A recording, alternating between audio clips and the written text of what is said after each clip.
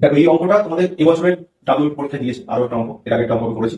এই অঙ্কটা যেটা বলছে সেটা হচ্ছে যে x plus one by x সমান 10 হলে পরে x to the power 4 plus one by x to the power 4 এর ভ্যালু কত, এটা বের করতে। এই ধরনের অঙ্ক খুব সহজে করা যায়, কোনো জটিলতার মধ্যে হচ্ছে। আর এখানে সমস্ত কিছু শেখানো যাবে না, আমি শুধু অঙ্কটা কিভাবে করছি এক প্রশ্ন তোমাকে দেখাচ্ছি।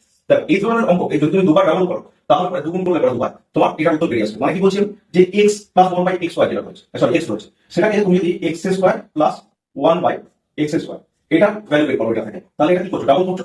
ডাবল হচ্ছে দ্বিগুণ, হচ্ছে দ্বিগুণ করার নিয়ম কি, এই কত রয়েছে 10, 10 তার স্কোয়ার মাইনাস 2 করলে পরে এটা ভ্যালু বেরিয়ে যাবে।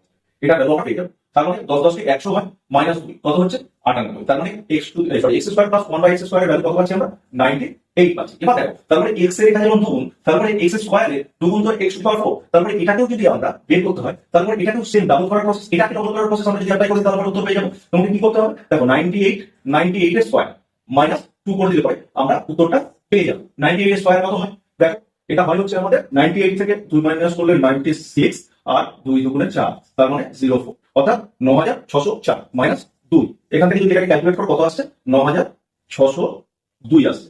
ওকে, এটা হচ্ছে তার মানে আমার এই যে x to the power 4 plus 1 by x to the power 4 চেয়েছে, এটা ভ্যালু। এবার দেখো স্কয়ার করার সিস্টেম যদি না জানো, 100 কাছাকাছি নম্বরকে কিভাবে স্কয়ার করতে সেটা একটু দেখে